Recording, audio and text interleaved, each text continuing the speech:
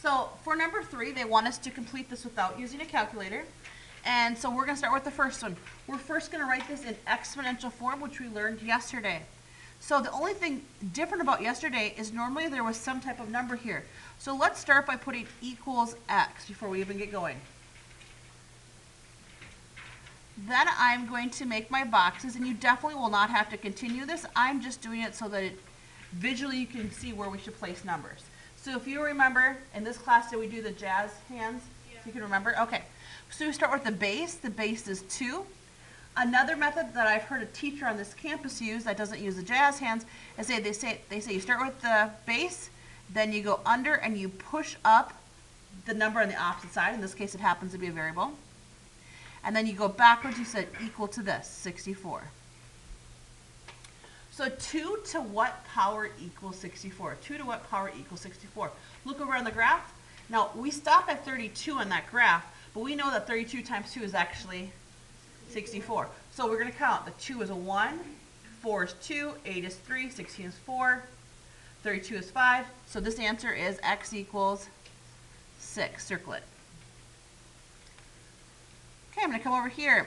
So this time I'm not going to do boxes, but I'm still going to write equals x. So I'm going to go over this since I can't show using the camera. I cannot show my wonderful disco moves. So I'm going to start with the 121, and I'm going to go down. I'm going to push up this opposite number or variable, make it the exponent, and then come backwards and go equals 11. So there is a relationship between 121 and 11. What procedure do you have to do to the 121 to make it an 11? Square root, correct? But how do I write square root as an exponent? Great job. X equals 1/2. Now, if you're wondering, can I do this without having to go equals x? Absolutely. Like, this doesn't actually require work. What I mean by that is if a student simply writes x equals 6, I'm going to count it. If they write x equals 1/2, I'm going to count it. Can you please make sure that your earbuds are out? Thank you. So we have 1/2. Good morning. Push up, raise to the x, equals 4. A little more difficult. You have 10 seconds with your partner to try to figure this one out. A little more difficult, then I will go over it. Go.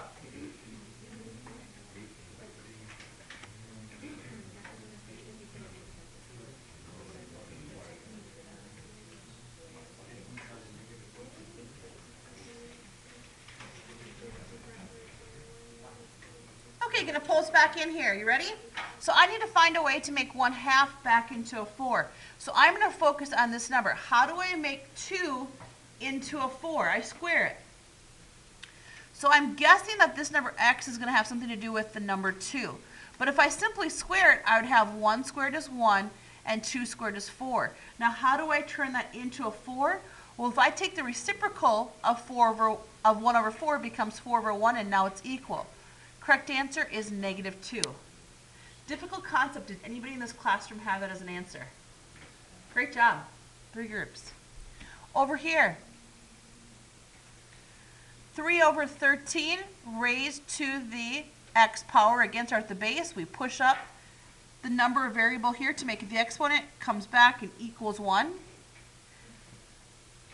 What number or value can you raise any number to and you always get an answer of 1? 0. Okay, do me a favor. So this often confuses students because they see 0.6 and they're like, oh my gosh, how am I going to turn 0.6 into this fraction? On your calculator, please hit 0.6, hit math, fraction, enter, enter. What do you have for an answer? 3 over 5, right? So I'm going to write this as 3 over 5.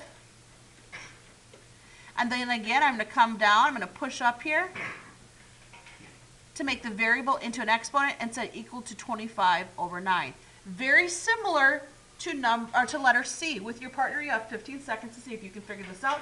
I must be talking between you and your partner. Ready? Go.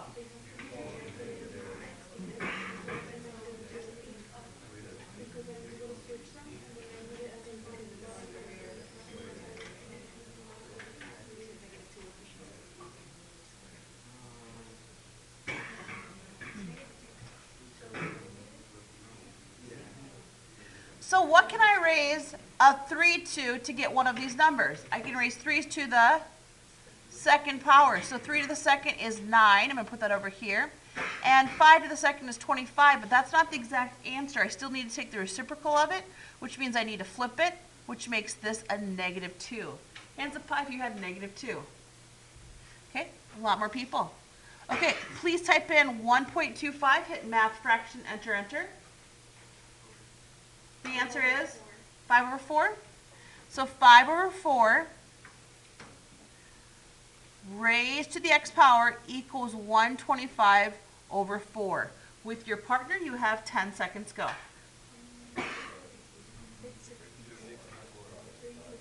Did I write it down wrong? How about that? Is that better? Thank you, Jose.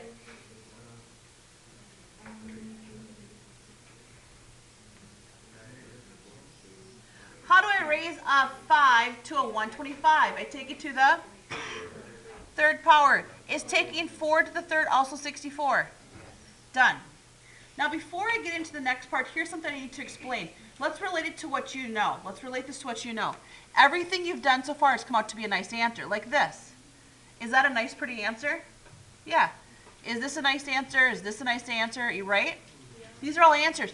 But does that mean if you would walk into sometimes a mainstream classroom or a mainstream Algebra 1-2 classroom, and you ask a student, this is my experience in the past, square root of 2, they'd say it doesn't exist. Square root of 3 doesn't exist. Because they don't often use it. We only use things like the square root of 1 or the square root of 4 or 16, 25, those kind of things. These still exist, but they're ugly numbers. Do the square root of 2 quick. It exists, it's just an ugly decimal that goes on with no pattern, which means it's irrational, but it exists. Okay, come over here. Again, do you see how all of these answers are pretty? So I'm going to relate it to what you know. They're all like taking the square root of a perfect square. But down here, we're going to have examples where it's like taking the square root of 2 or 3 or 5. Something exists, but it's not pretty. So over here, what is a common log? Okay, what you need to know is that our number system, does anybody know what is the base of our number system? What is the main number that we learn to count by? And I'm not saying what do you learn to count by as a child, because then you'd probably say 1, 2, 3. But what is the base that most things are based on? Does anybody know it's 10? Does anybody know that? Okay, base 10 is what our numerical system is put on. And so a common log means you're going to see the word log, which stands for logarithm, but there's going to be no base here. So it looks like there's a missing base. In fact, it's not missing. When you don't see the number, don't automatically say it's a 1 or it's 0. It's actually a 10. So when you see log 3, and that 3 is a large 3, and you're like, but where's the base? I don't see a small number. It's always a hidden 10. Our calculators, which are based on our numerical system of counting in tens, base 10s, our calculators are only naturally programmed to calculate things with a common log. What does a common log mean? It means it has a base of 10. But there's a way of getting around that. It just means a little extra work. So if I said to you, what is the answer to the log of 3? Again, what's the base number? It is? Then you would type in, do you go to the restroom? Yes. Everybody find the log key. Type log, 3, enter. That's your answer. Is it irrational or rational? Irrational because it's a decimal that goes on without any patterns. Okay, so we're going to come down below. Out of the problems you see here, with your partner, you have 3 seconds to answer this question, not to me, but to your partner. How many of them involve a common log, and which letters have the common log? Ready, get set, go. 1, 2, 3, 4. Okay, ready, Felix, what's your answer? How many? A and D. Thank you, 2 of them, it's A and D. Does everybody see that? Okay, real quick, write common log.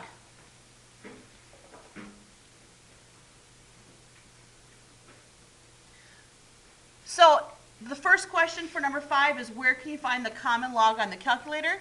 And again, that's found straight across from the 7. You'll find the log. That means common log. And how do we use this common log to evaluate expressions? We're also going to talk about how do we evaluate something when it's not a common log and we don't know the answer. So we're going to do A together. You'll do D on your own. So everybody type in log, because it's a common log. And 8, press enter. Now at this point in your math career, you have to know that we're going to round. And if we can round to the third digit after the decimal, called the thousands place, it's going to be a little more accurate. So I'm going to do 0.903, but I need to illustrate that I am rounding, so I'm going to use the approximating symbols. And again, we're rounding to the nearest thousands. Kind of a no-brainer, right? Please do D with your partner.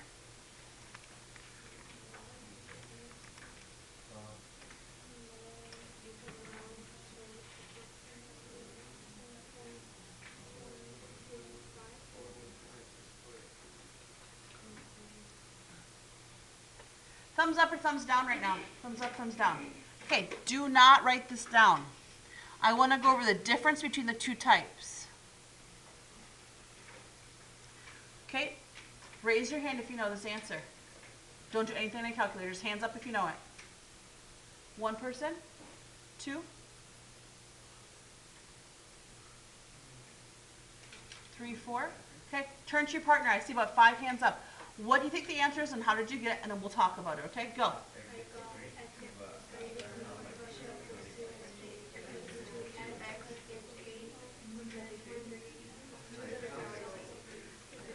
I'm going to do it 2 ways. I'm literally going to do it the jazz way or the disco way, which sounds silly, but put your hand over here in your left hip. What number is it represented right now with the base? 2. Okay, now we don't see anything here, so I'm going to go like this. So 2, go across, grab an exponent. What's our exponent going to be? So 2 raised to what number equals? 8. The answer is 3. So 3 is the correct answer. This is an example similar to what we could say, like the square root of 1 is 1, the square root of 4 is 2, the square root of 9 is 3. But what about this one? Okay, with your partner, raise your hand, 10 seconds when you know the answer.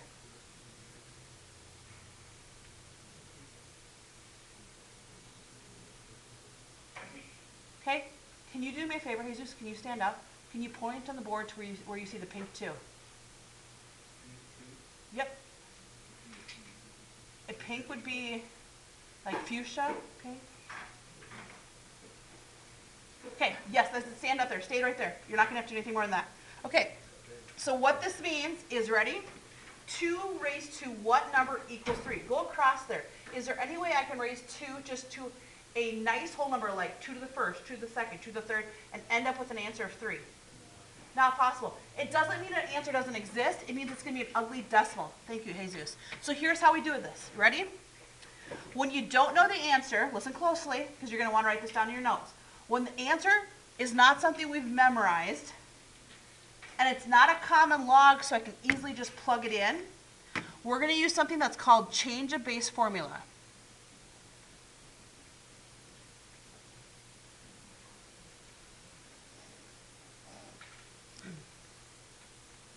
When do we have to use change of base?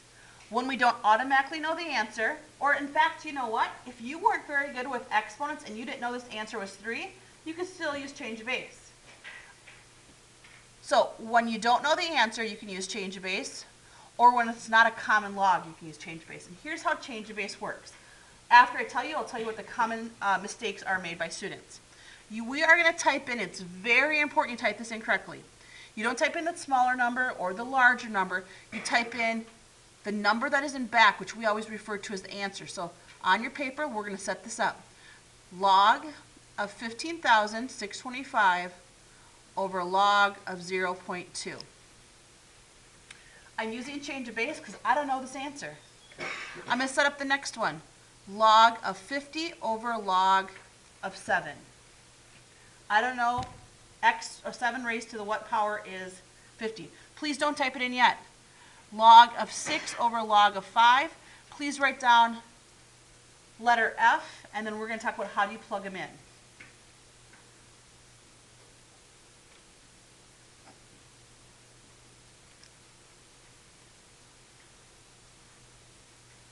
And each one of the 4 problems that I just rewrote using change of base, what is now the base? I don't see a number.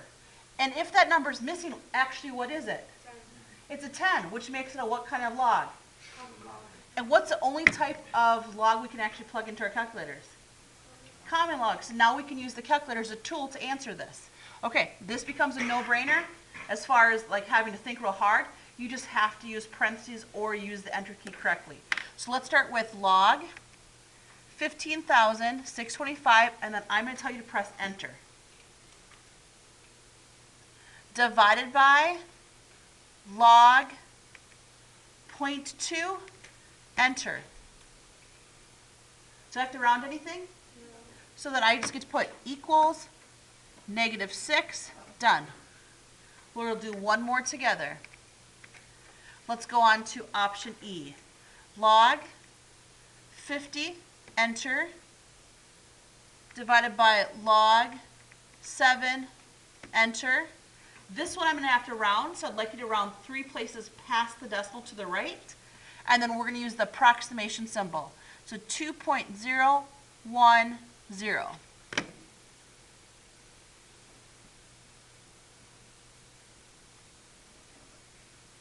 With your partner, please do B and F. I'll give you 30 seconds.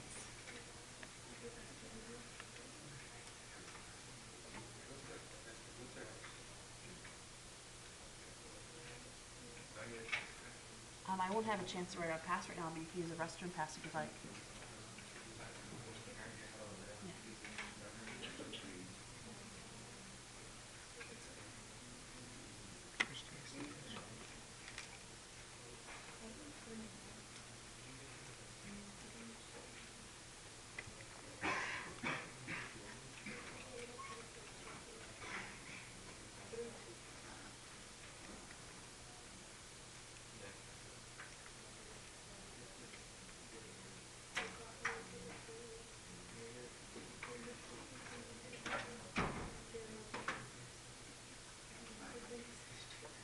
You check your answers with mine. Just confirming I didn't make a mistake and hopefully that you have the same answers. Hands up if you have the same answers for option B and F. Does anybody have any questions about this? Okay, flip the paper over real quick. Okay, identify who's shorter between the two of you. Okay, ready? Shorter person, turn to your partner. Please listen quiet. Please listen. You need to be quiet to listen. 5 seconds, you're going to turn to partner. Shorter person. Don't look at your notes. Identify what is common log. Go.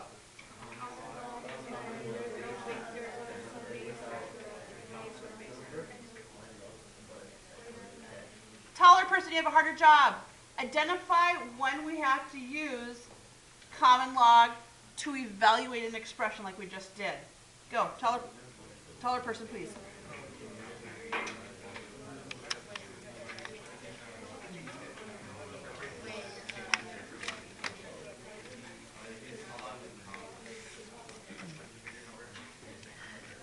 You have right now 30 seconds into your backpacks. You're going to search for the notes we took last week, and it was the day 1, so it's going to say Exponential Functions 1, and I'd like you to find number 6 in Exponential Functions 1. Go.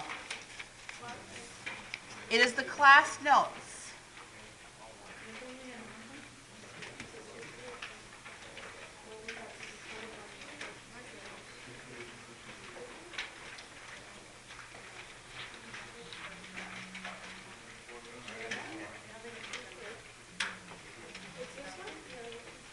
Find number 6. That's the assignment. I'm not looking for the assignment, I'm looking for the class notes. Find number 6. It says characteristics of exponential functions.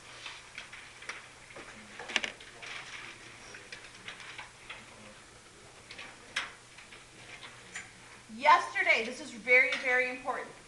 Yesterday you learned that, when we watched a short video where we talked about it, you learned that logarithms are really another way to represent exponents. Just another way to represent exponents. And we learned when we use them, we need them in order to solve an equation that has a variable in the exponent position. So we're going to compare what you have on your paper with the notes that we're going to take right now. So these are characteristics of logarithmic functions. So the first one, please write this down. The function is continuous and one 2, 1. The function is continuous and 1 to 1.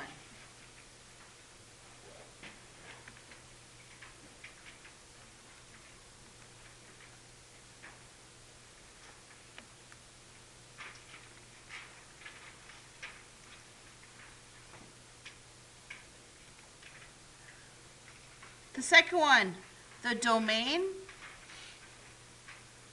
is the set of all real numbers, so 0 to positive infinity. Please make sure you have parentheses on both positions.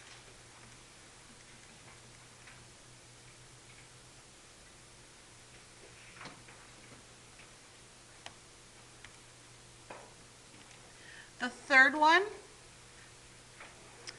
is the y-axis, which is the equation x equals 0 is the vertical asymptote.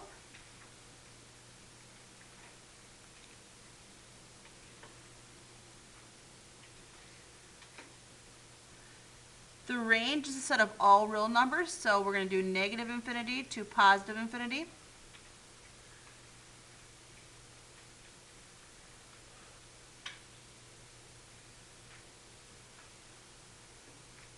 And if we have not translated this function, if we just have the parent function, we can say the graph contains the point 1, 0, which is an x-intercept.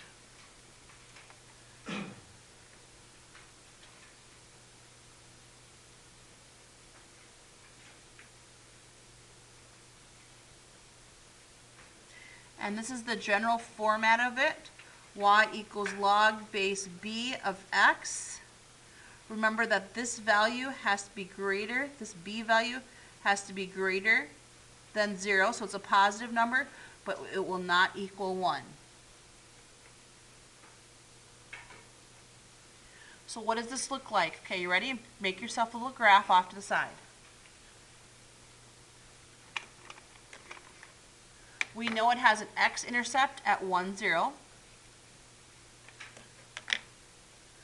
We know that it has a vertical asymptote that goes along the y-axis.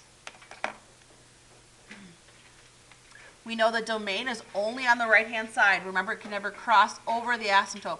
So it's only going to be functioning here. And it says that the range is negative infinity to positive. So how do I know it's getting closer here? It's going to come up, and then it slowly starts going this way. This is our general picture of it.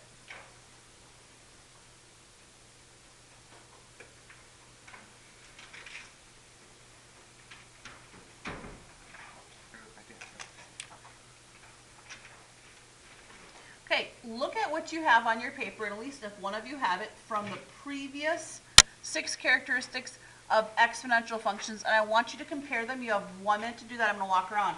You only need to have one person who has the exponential notes out. Ready? Get set, go. 1 minute. Compare them. You're going to have to share out. What do you see that they have in common? What is different?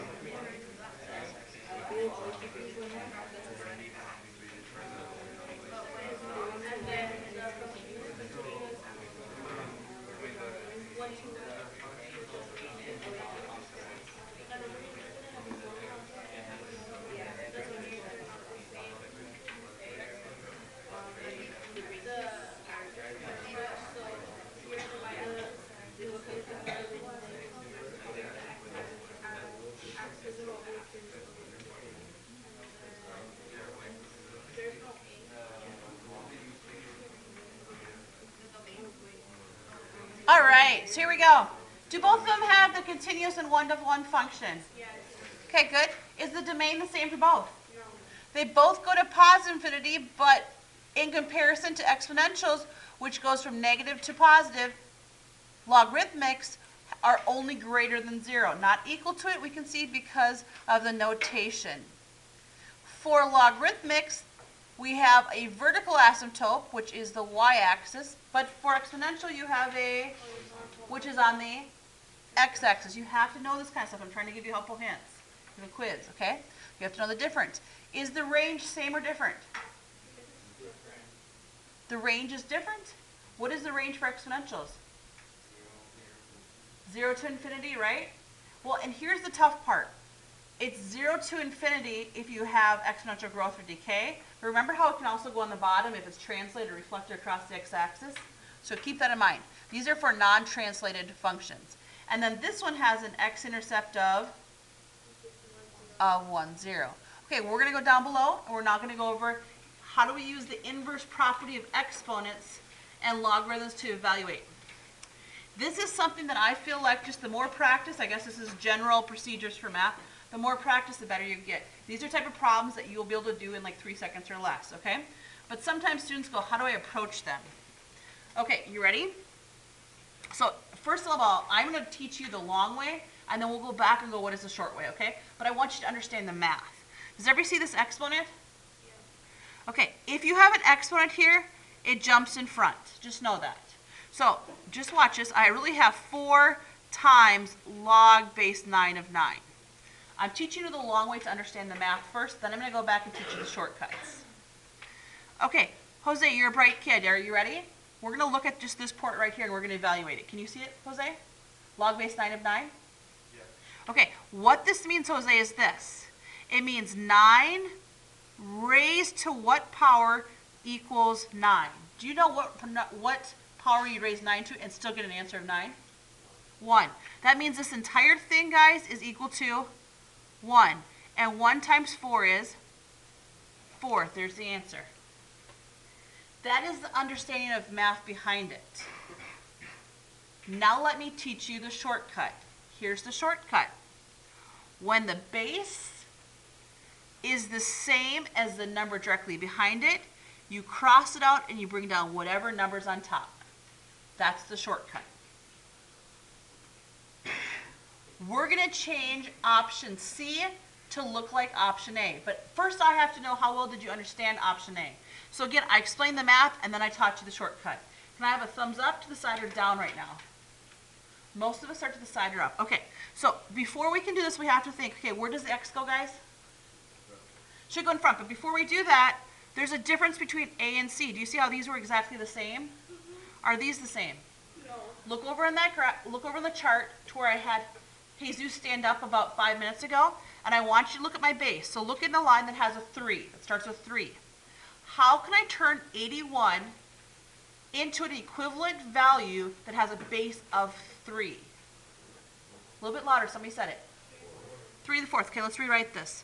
Log base 3 of 3 to the 4th, and by the way, there's an x there. Okay, I'm going to show you the long way, and then we're going to go back and I'm going to teach you what's the shortcut. So here's the long way. Where does this stuff go, guys, from last time? Goes in front. So I have 4x times, and last time I asked Jose, let's go Carlos. Carlos, 3 to what exponent equals 3? 1. This whole thing equals 1, and 1 times 4x is 4x.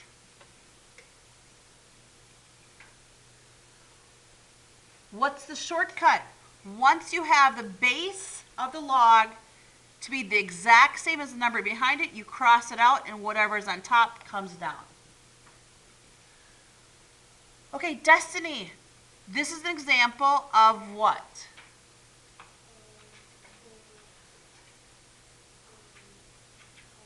Good. So what is the actual base then? 10. With your partner, C is very similar to E. I'm going to give you 30 seconds to see if you can do it. Go ahead.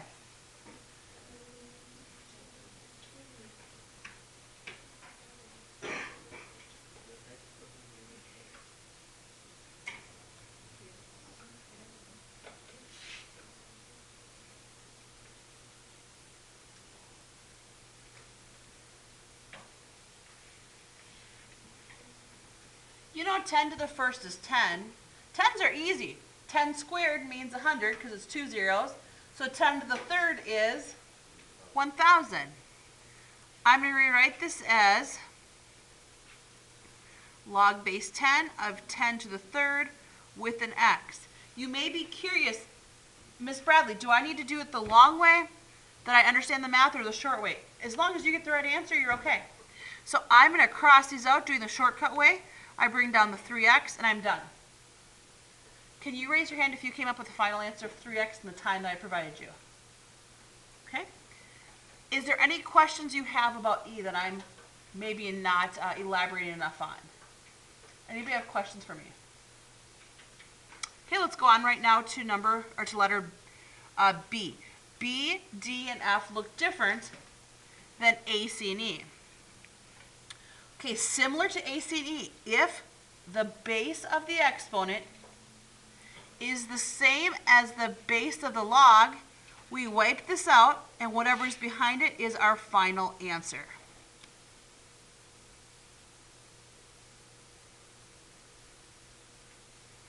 Okay, and just like Destiny helped us, in this situation, we don't see a base in the log, so the number is? So I have 10 here. I have 10 as the base of the log. Wipes out. I bring down the 3. 7 is the same as the base of the log. Cancels. I bring down the 2x.